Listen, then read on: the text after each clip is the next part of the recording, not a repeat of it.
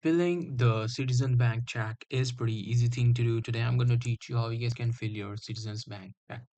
The process is pretty simple and basic. What you have to do is this is how the check will look like. Here you have to enter the current date in which you are filling the check.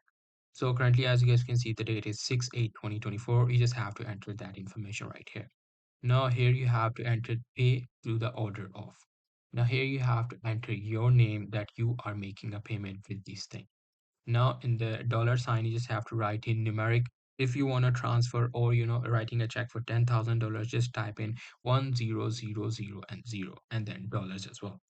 Now you just have to enter 10,000 right here in alphabetical order, which should be TENTHOUSAND, and you just have to make sure to add only at the end as well, which should be 10,000 only right here.